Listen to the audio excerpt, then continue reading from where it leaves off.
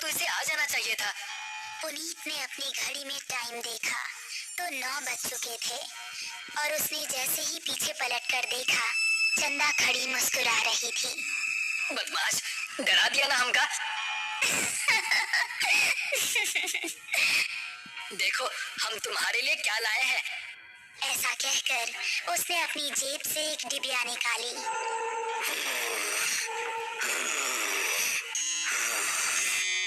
तभी उन दोनों को किसी के सांस लेने की भयानक आवाज सुनाई दी। कौन है? ठीक सामने बरगद के पेड़ के नीचे उनको किसी आदमी का अक्स नजर आया। कौन है? सामने आओ। ये सुनकर भी वो आदमी सामने नहीं आया और जोर जोर से सांस लेने लगा। अभी देखते हैं कौन ससुरा है। ये कहकर पुनीत उसके पास जाने लगा। जैसे ही पुनीत उसके पास पहुंचा, उसने भी 2 कदम आगे बढ़ाकर पुनीत का गला पकड़ लिया। उसको देखकर पुनीत और चंदा दोनों का दिल दहल गया। उस आदमी की गर्दन कटी हुई थी और थोड़ी सी खाल में अटकी लटक रही थी। चंदा चिल्लाई और गांव की तरफ ऐसी भागी कि उसने पलटकर नहीं देखा।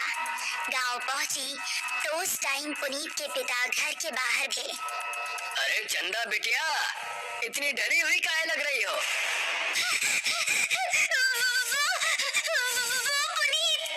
चंदा ने हंसते हुए उनको पूरी कहानी सुनाई।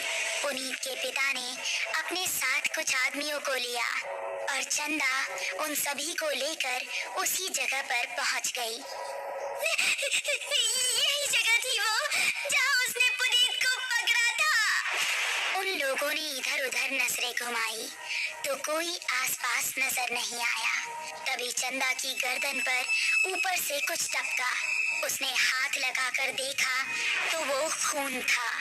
पेड़ की डाली के ऊपर पुनीत की बिना गर्दन की लाश टंगी हुई थी और उससे खून टपक टपक कर नीचे गिर रहा था। शहर से दूर एक छोटा सा गांव सरूपुर। रात के समय सभी अपने अपने घरों में आराम कर रहे थे। बाबूजी, हम जरा अपने दोस्त महेश से मिलकर आ रहे हैं। उसकी तबीयत जरा ठीक नहीं है ना? ठीक है, लेकिन जल्दी आना। जी बाबूजी। ऐसा कहकर वो खुश होता हुआ घर से निकल गया। आज तो सारे दोस्त मिलकर मस्त पार्टी करेंगे, मजा आ जाएगा। जंगल का रास्ता पकड़ लेता हूँ, जल्दी पहुँच जाऊंगा। अभी वो जंगल में आगे बढ़ ही रहा था कि पीछे से उसको आवाज आई। अकेले ही पार्टी करने जा रहे हो? हमका साथ लेकर नहीं चलना है क्या?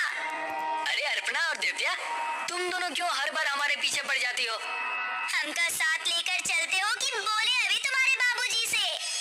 अरे नहीं नहीं मेरी माँ, चलो मेरे साथ। थोड़ी देर चलने के बाद वो तीनों एक जगह पहुँचे जहाँ रामू और महेश बैठे हुए थे। अबे ये क्या, तो फिर से लड़कियों को साथ ले आया? क्या करता है यार, हर बार की तरह इस बार भी धमकाने लगी थी दोनों। अब क्या करें, हम दोनों को भी अब पार्टी की आदत पड़ गई है।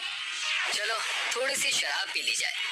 उसने पास ही रखी बोतल खोली और गिलासों में शराब पलटने लगा।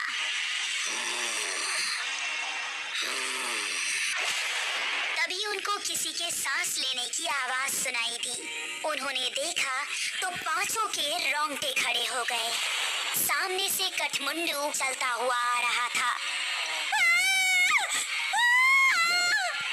उन्होंने कदम बढ़ाए ही थे कि तभी कठमुंडू ने दिव्या को पीछे से पकड़ लिया। उसने दिव्या को इतनी जोर से कसा कि उसके मुंह से खून निकल गया। बाकी चारों अब बेहद डर गए और वहां से भाग निकले। दिव्या उसकी पकड़ में फंसी दर्द से कराह रही थी।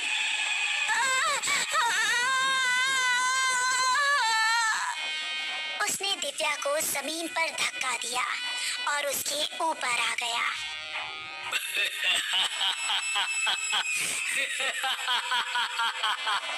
उसने दिव्या के सीने में हाथ डाला और उसके सीने से खून की धारा निकल पड़ी।